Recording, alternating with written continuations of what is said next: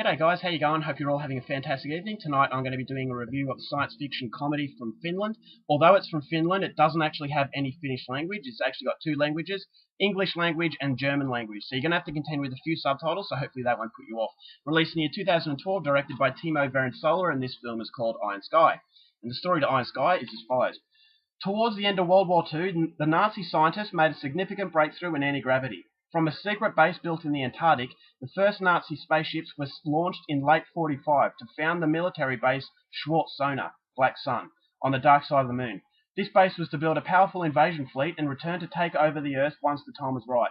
Now it's 2018 and it's time for the first American moon landing since the 70s. Meanwhile, the Nazi invasion that has been over 70 years in the making is on its way, and the world is goose-stepping towards its demise. So the movie is set in 2018, and it's time for the first American moon landing since the 70s.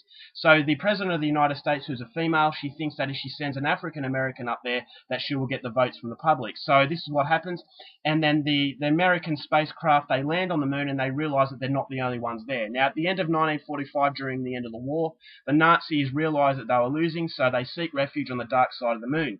So over the next 70 years, they have been building up their technology to build up an invasion fleet that is going to take over the world once and for all. So when the astronauts get there, a few of them are killed, and the African-American astronaut is taken captive. So this is where he's told of their plan, and the invasion is almost ready to do their thing. So whether or not the astronaut can save the day, that's something you're going to have to find out for yourself, because that's as far as I'm going with my synopsis.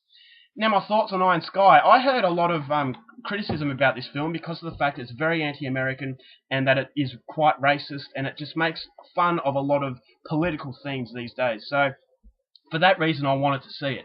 But I wasn't prepared to pay the price that it was when it was newly released. So I waited to a few weeks ago until it finally got lowered in price before I actually went and saw it. Now, I had my reservations about the film. I thought that the humour seemed a little bit forced in the trailer, and it just didn't win me over. But I liked the fact that it was making fun of America. So for that reason, I wanted to see it. So when I saw it, what I got was a pretty entertaining film. Now, it's not perfect, but I thought for a fun movie, it does its thing. It is very anti-American. It is quite racist in parts, and it does play on the stereotypical German as well. So taking all those themes together, based on the fact that this is about space Nazis, which I thought the story was very inventive and very quite amusing, I thought it's definitely a movie that you can't take seriously. Now, if you're going to take a movie about space Nazis seriously, then what the hell are you doing? So for that reason, you can't take the themes to the film seriously. You know, they make fun of America, but if you have a sense of humour, you will appreciate the fact that it's just playing on real themes. You know, it's the stereotypical American, where those outside of America think that they're ignorant, that they don't know that the world exists outside of America. So what happens in this, the Finnish production took this by two hands, and they've just exaggerated it. So the President of the United States, she thinks that, you know, sending a black man up to the moon will get her votes. She thinks that, you know, you've got to start a war to win the election,